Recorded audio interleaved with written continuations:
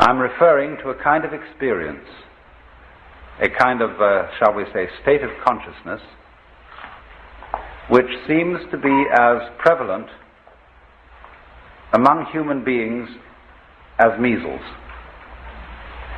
It's something that simply happens, and we don't know why it happens, and although there are all sorts of techniques which claim to be able to promote it, and which are more or less successful in doing so, and sometimes rather less than more, nevertheless there is this peculiar thing that happens to people, and it's been recorded as far back in time as we have any recording at all.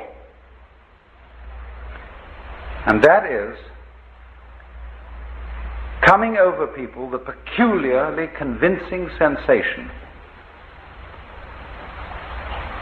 that their ordinary sense of individuality, of personal identity, is transcended. And the individual suddenly feels an experience that actually it could be described from a number of quite different points of view. But we could add up these dominant characteristics. That instead of the ordinary feeling that I as an individual confront a world that is foreign to me, that is not me, in this kind of experience I find myself to be of one and the same nature or identity as the world outside me. In other words, I suddenly feel no longer a stranger in the world, but as if the external world were my own body. The next aspect of the feeling is even more difficult to assimilate to our ordinary practical intelligence, but a very overwhelming feeling that everything that happens, everything I have ever done, everything anybody else has ever done, was part of our harmonious design. That there is no error at all. And that's the sort of thing I'm referring to.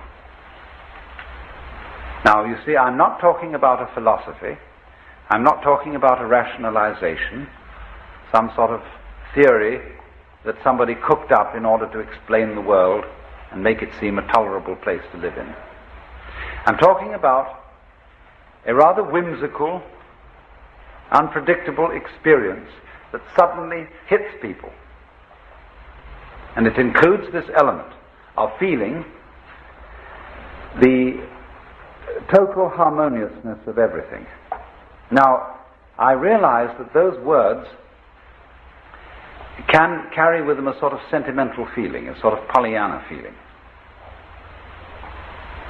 There are various religions in our society today which try to inculcate in you the belief that everything is a harmonious unity. You know, things like Christian Science or the Unity movement and so on. They want to make a kind of propaganda for one to believe, and through believing to feel that everything is harmonious. Now, to my mind, that is a kind of pseudo-mysticism, because it's an attempt to make the tail wag the dog. To make the effect produce the cause. Because this sensation of things being harmonious is somehow never brought about by insisting to yourself that that is so. Because when you do that, when you would say to yourself, all things are light, all things are God, all things are beautiful, etc., actually, by doing that, you're implying that they're not. Because you wouldn't be saying all this stuff if you really knew it to be true.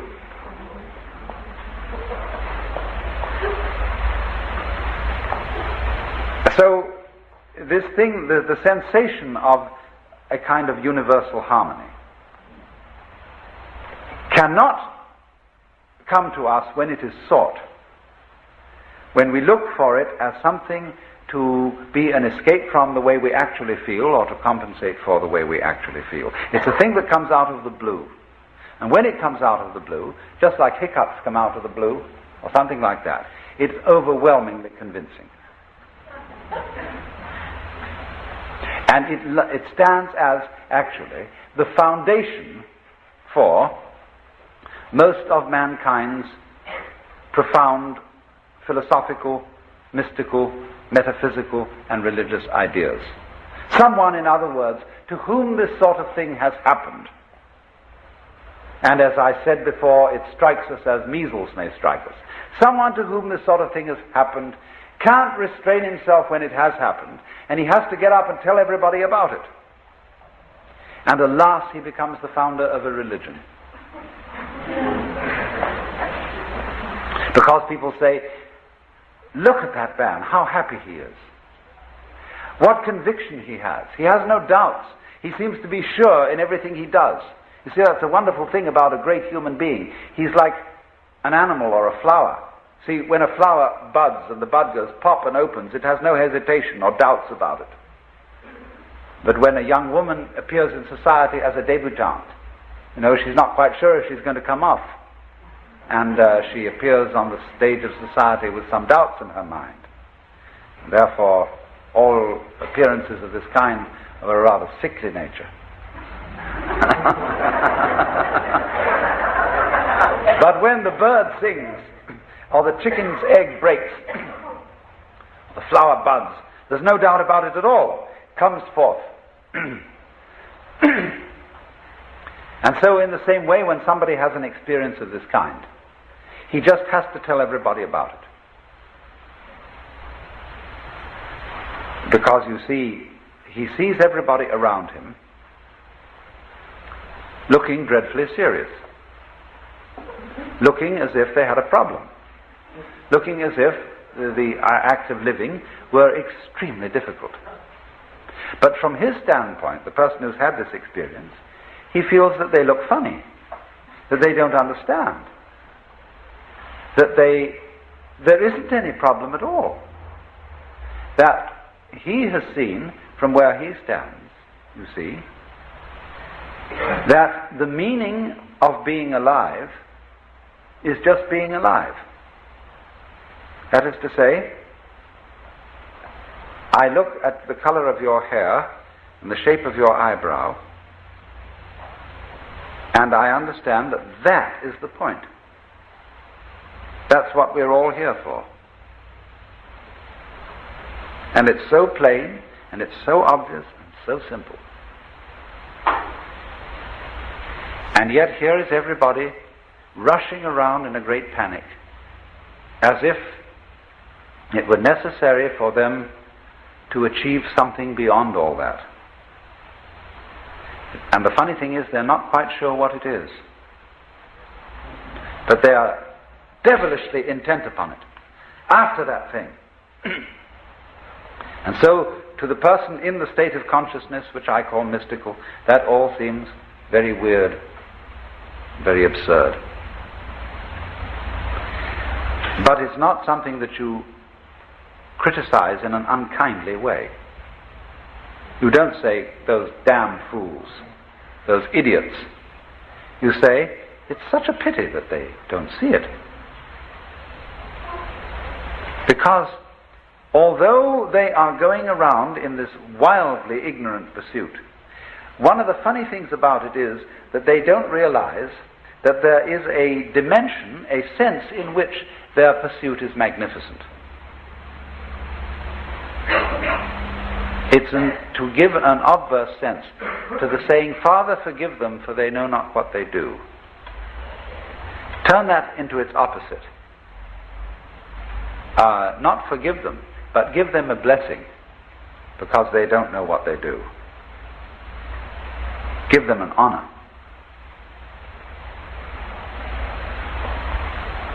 In other words, the intensely serious preoccupations and anxieties of mankind appear from this standpoint. Not to be foolishness, but to be a kind of marvel. In the same way, perhaps, as you could say that the protective colouring of a butterfly, who has somehow contrived to make its wings look like enormous eyes, so that when a bird who is about to devour this beast is confronted by these staring eyes, the bird is a little hesitating, as when you stare at somebody, they're always taken a little bit aback. And so the butterfly appears to stare at the bird. And perhaps you see this phenomenon of the marvelous staring wings of the butterfly is in some way a result of anxiety. The anxiety to survive, all the problems and struggles of natural selection. Nevertheless, in this intense struggle, we are unknowing poets.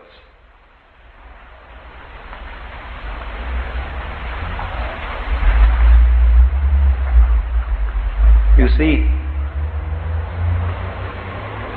one of the greatest ideas in the world that has ever been produced is, for my thinking, the Hindu idea that the world is a drama in which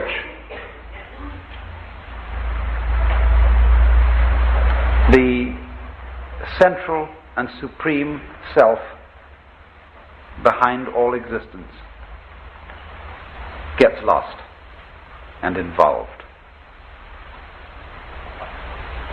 and pretends, plays that he or it, or he, she, or whatever you want to call it, is all the creatures that there are, and gets totally involved. And thus you see, the more involved, the more anxious,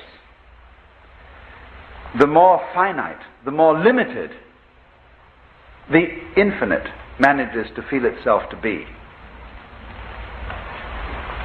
The greater the artistry, the greater the depth of the illusion which is created. For you see, all art is in a way illusion. The art of the magician is the art of illusion, the art of misdirecting attention so that a magic seems to appear. And so in this way, the more there is anxiety,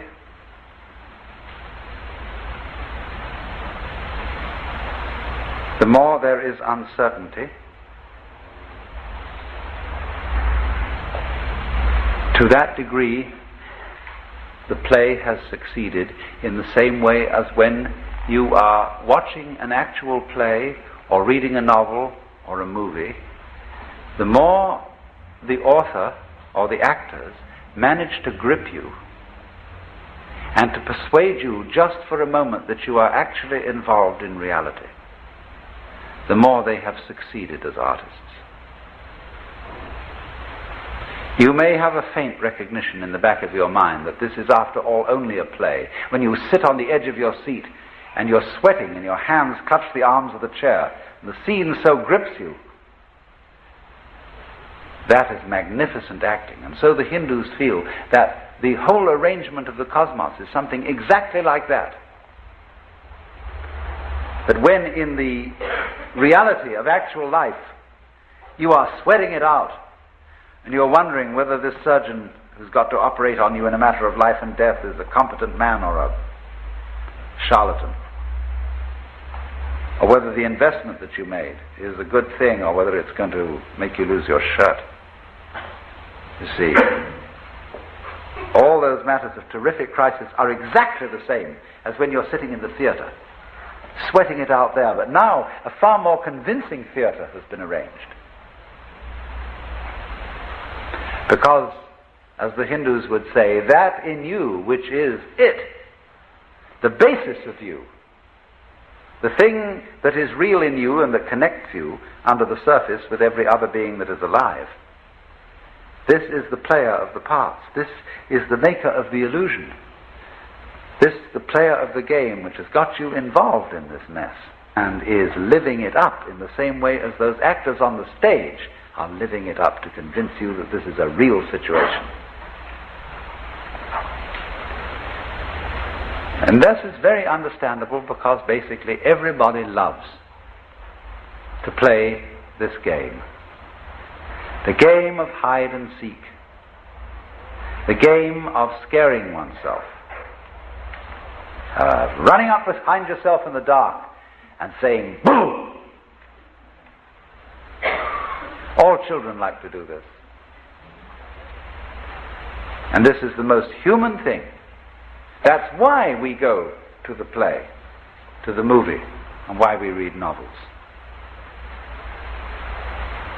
And our so-called real life is, from the position of the mystic, an extension of the same thing. Because you see, he is the person who suddenly has realized that the game is a game. And that behind all...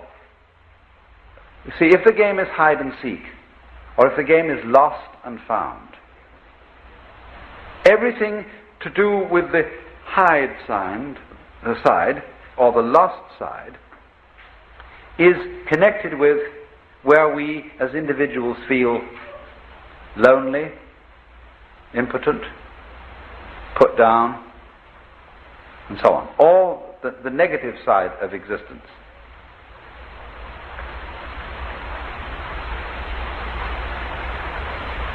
I have tried to show you at various times that there's really one simple principle that underlies everything, and it's so simple it's funny. The principle is, all insides have outsides. Because you see, you don't know that the inside is inside unless there's an outside, and you don't know that the outside is outside unless there's an inside.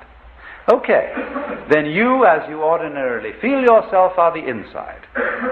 You are the animate, sensitive being inside the skin. But the inside of the skin goes with the outside of the skin. If there weren't the outside of the skin, there wouldn't be no inside. And the outside of the skin is the whole darn cosmos. Galaxy beyond galaxy and everything, you see? And that goes with the outside, in the same way that front goes with back. So that if you wake up and understand that, you find that the two are one and the same identity, one and the same self, one and the same life. So that's the mystic's point of view. He finds that out. Now, if I may switch, what is morals?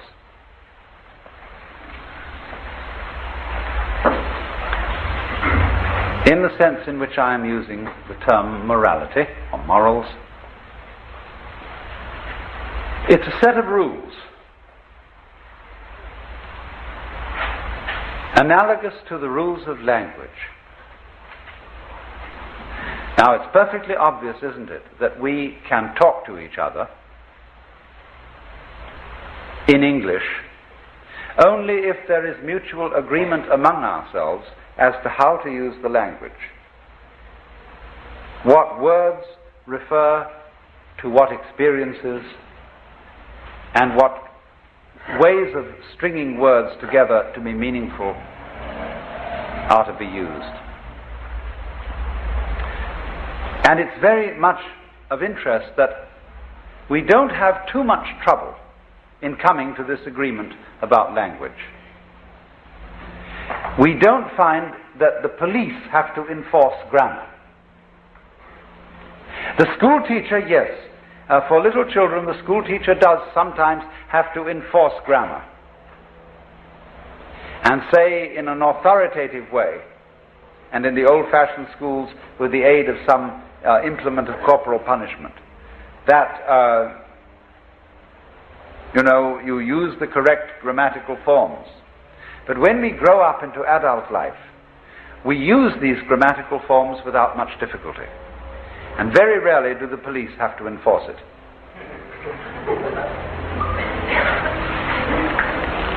But it is otherwise with other arrangements that we have to make in common.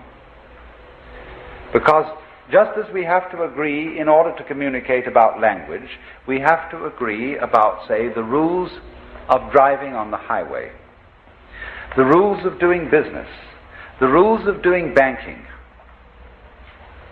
and so on, the rules of family arrangements and whatnot.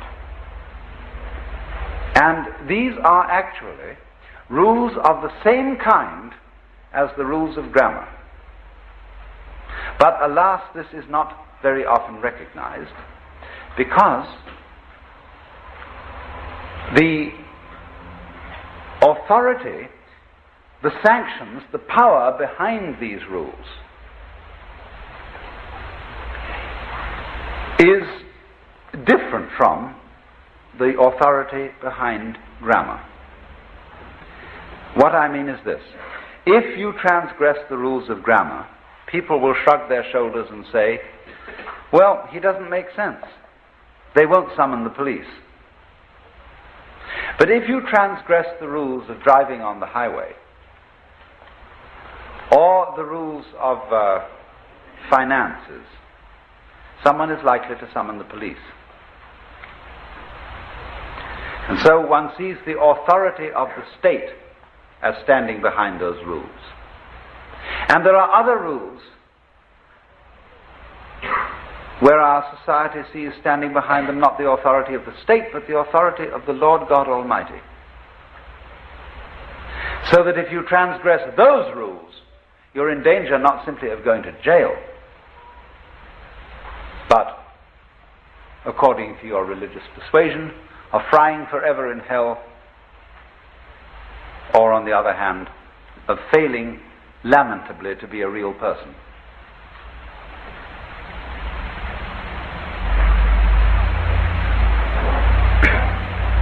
Now,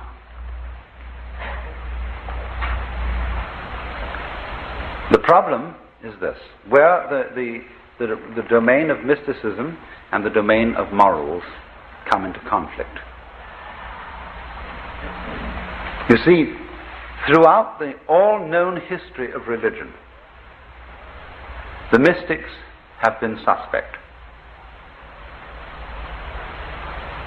Insofar as religions have been the upholders of moral rules, as it were, the guardians, the authorities, in the same way, for example, as the lexicographers or the grammarians guard the rules of grammar and expound upon them, so in the same way the priesthoods and the lawyers guard the rules of social behavior.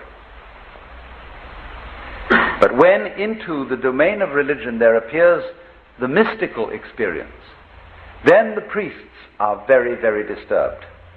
Now, you all know that in recent months in California, there has been a very strange outbreak in the most respectable of all churches, the Episcopal Church. Various congregations of the Episcopal Church have had a phenomenon called glossolalia, and this means speaking with tongues.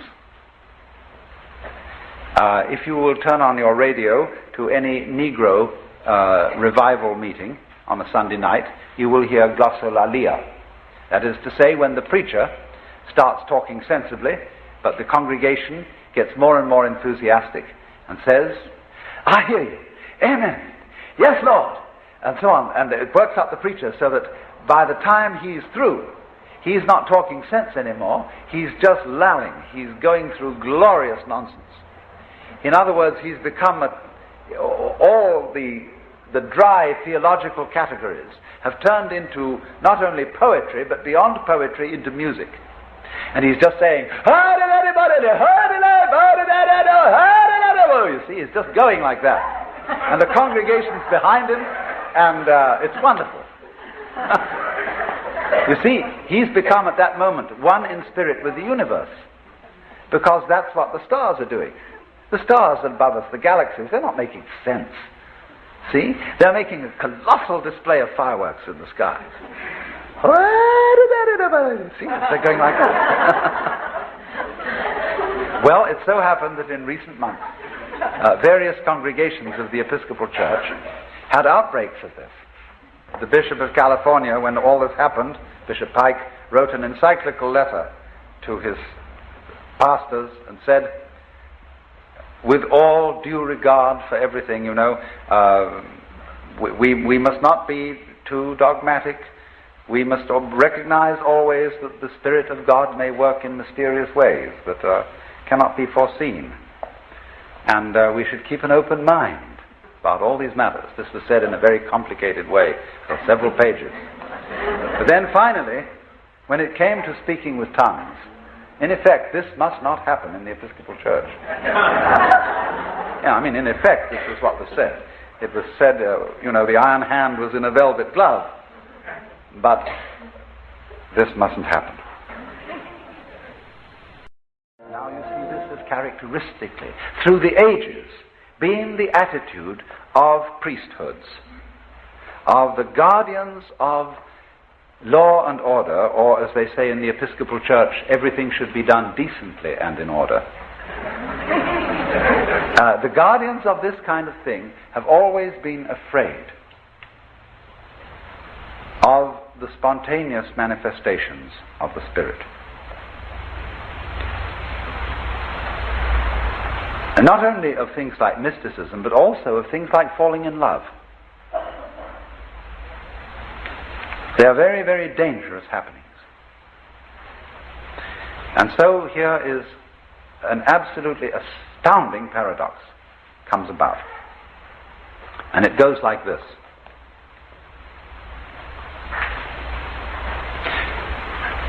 We know on the one hand that human love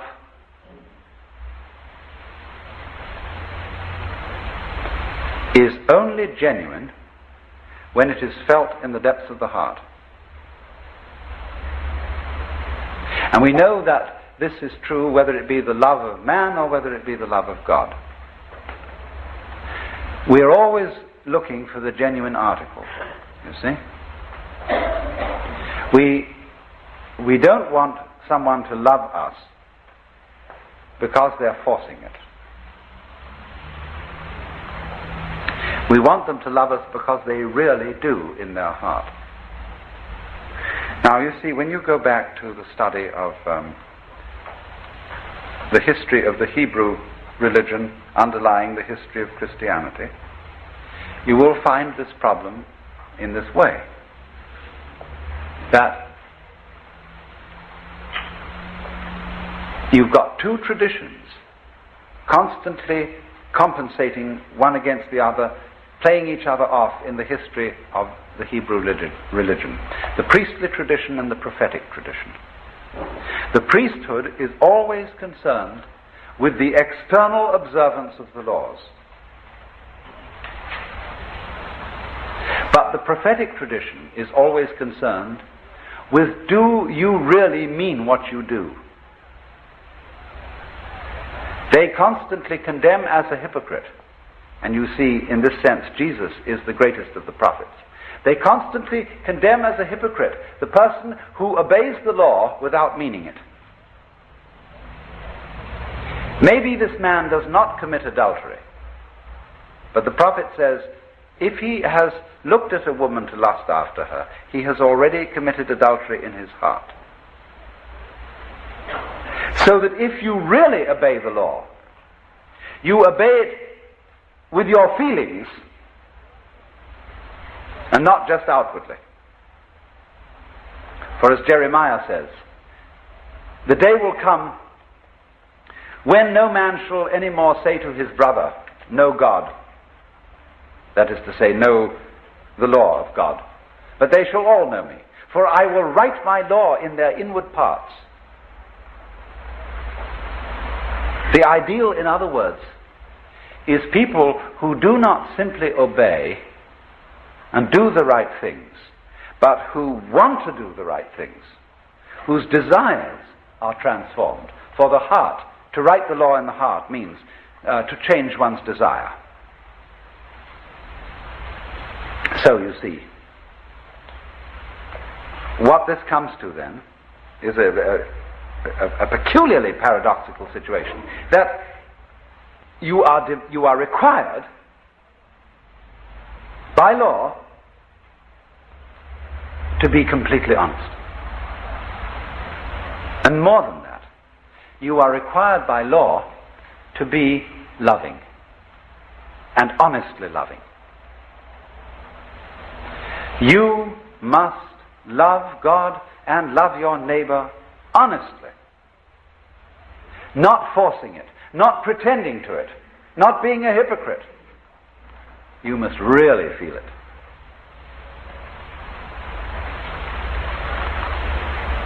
Now that, you see, is where the astonishing conflict occurs between the mystic and the moralist. For the moralist knows that he has to be more than a legalist. He has to be more than one who insists that the outward observance of the law be kept to. Luther said that the law which requires that inward compliance is the most terrible thing. He based a great deal of his philosophy on an attack on the idea that one's own inner feeling could be commanded.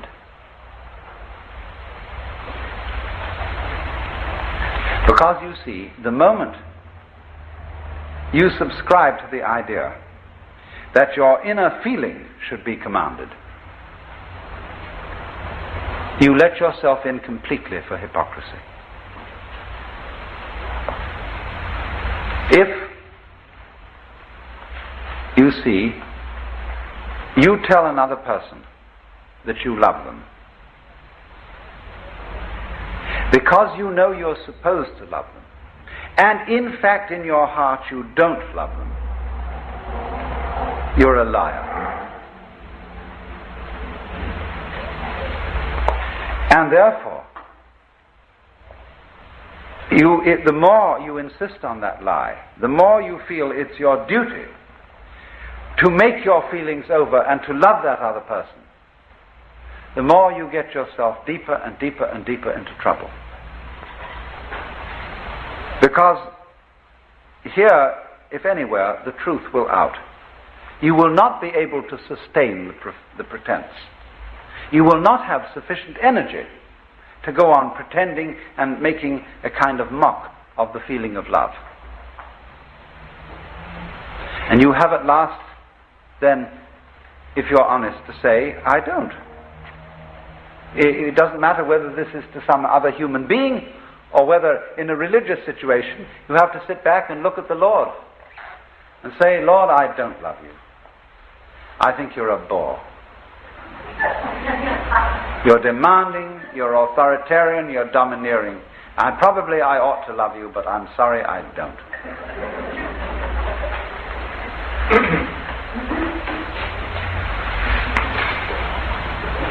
Now, we think, you see, that an honest expression of our feelings would be disruptive of law and order. It wouldn't. Not in the least.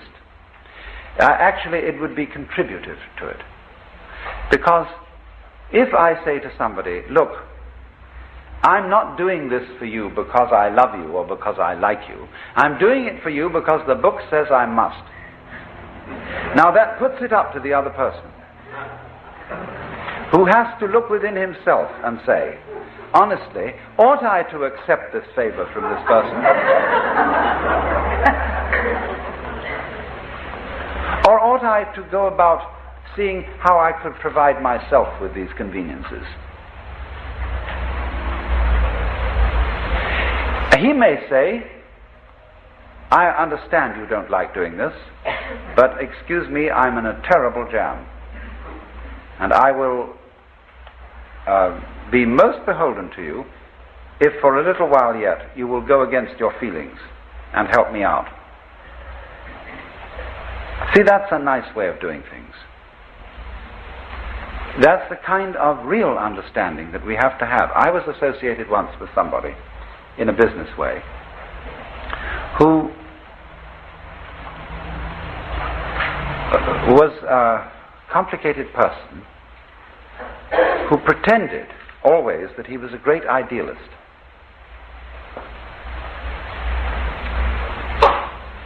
And that he was doing whatever he did for the benefit of mankind, for the furtherance of mutual understanding, for unselfishness and love between human beings.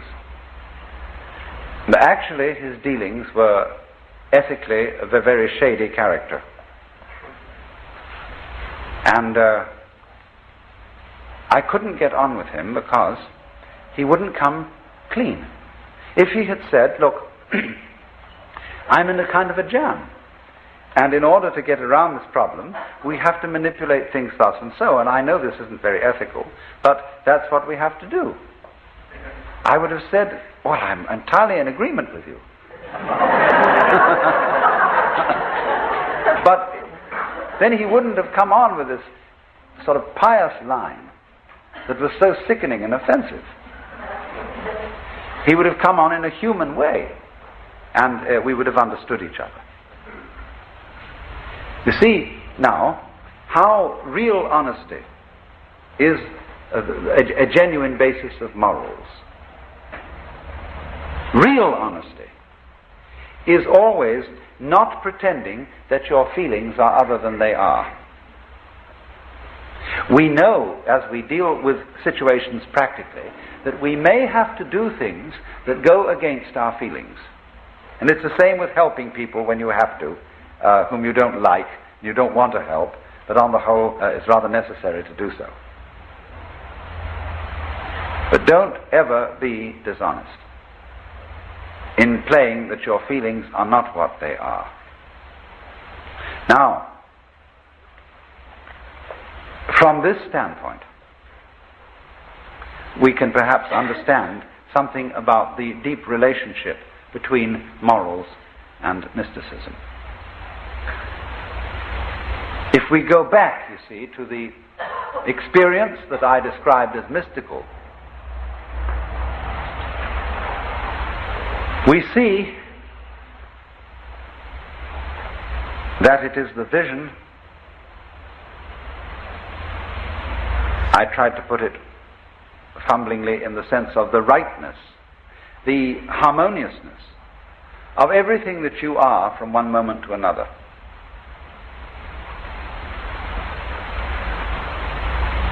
That, in other words, human behavior, its ups and its downs,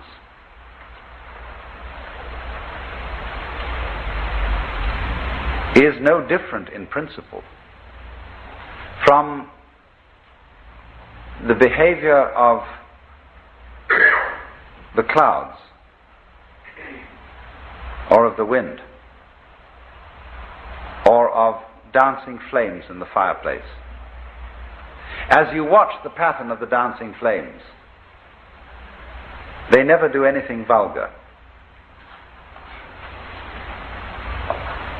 Their artistry is always perfect.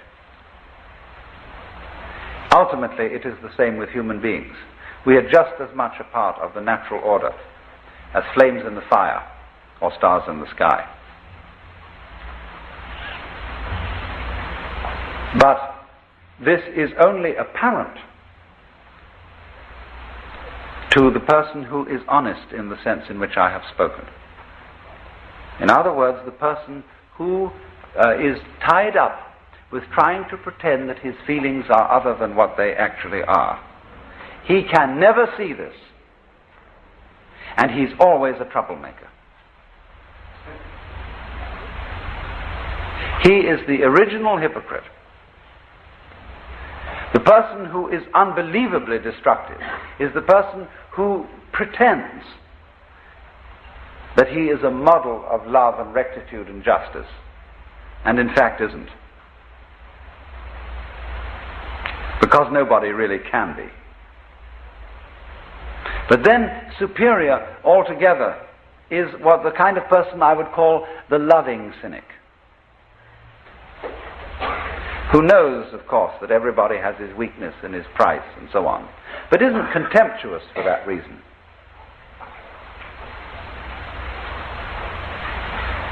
Incidentally, may I be so bold as to recommend a book, Memories, Dreams and Reflections by C.G. Jung.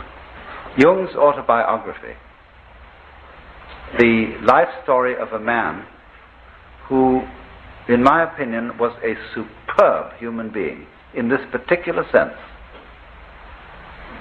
of thoroughly knowing his own limitations and of having a certain humor about them. A man who understood how to integrate into his whole being the devil in himself and the monkey in himself.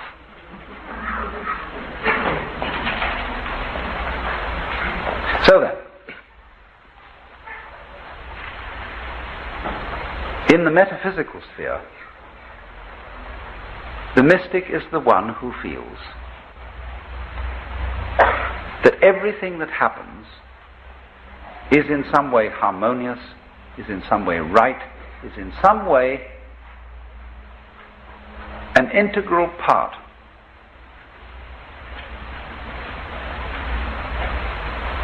of the universe. Now, when we transplant or translate that into the moral sphere, the sphere of human conduct, the equivalent is this: there are no wrong feelings.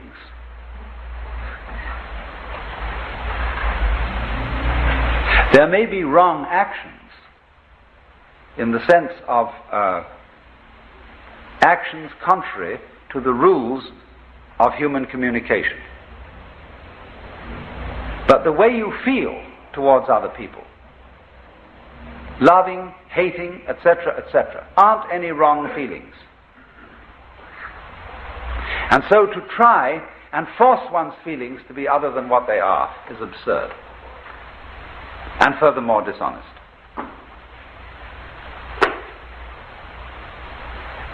But you see, the idea that there are no wrong feelings is an immensely threatening idea to people who are afraid to feel in any case.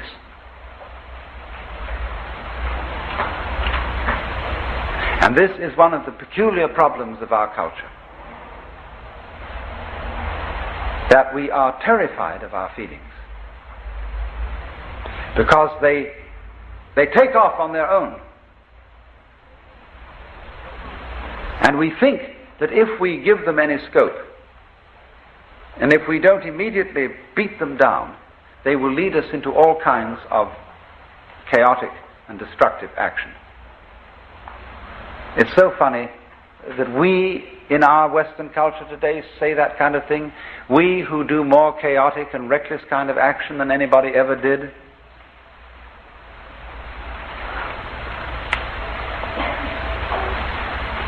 But if, for a change, we would allow our feelings and look upon their comings and goings as something as beautiful and as natural and necessary as changes in the weather, the going of night and day, and of the four seasons, we would be at peace with ourselves.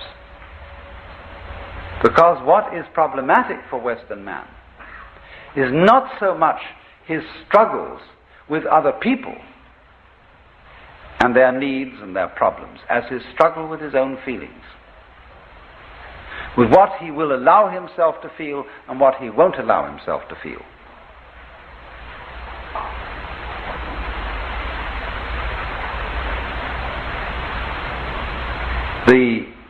He's ashamed to feel really profoundly sad, so much so that he could cry. It is not manly to cry. He is ashamed to loathe somebody, because you are not supposed to hate people.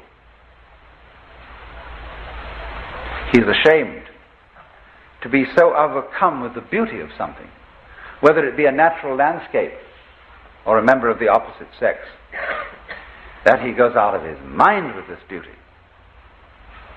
Because all that kind of thing is not being in control, old boy. Not kind of having your hand on the wheel.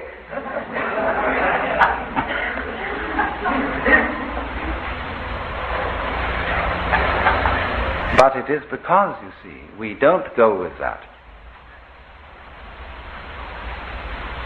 we are not in control. That we try to pretend that our inner life is different. So I think this is the most releasing thing that anybody can possibly understand. That your inner feeling is never wrong. That's to say, what you feel, it's never wrong that you feel that way. It may not be a right guide to what you should do. In other words, if you feel that you hate someone intensely, it isn't necessarily the right way of dealing with that feeling to go out and cut his throat. But it is right that you should have the feeling of hating, or of being sad, or of what? Frightened, terrified, whatever it is. For you see, when a person comes to himself, he comes to be one with his own feeling. And that is the only way of being in a position to control it. It is in exactly this way that the sailor always keeps the wind in his sails. Whether he wants to sail with the wind or whether he wants to sail against the wind, he always uses the wind. He never denies the wind. Well, and it's exactly that same sense that a person has to keep going with his own feeling. Whether he wants to act as the feeling obviously suggests or act in a different way, he has to keep the feeling with him, because that's his own essential self.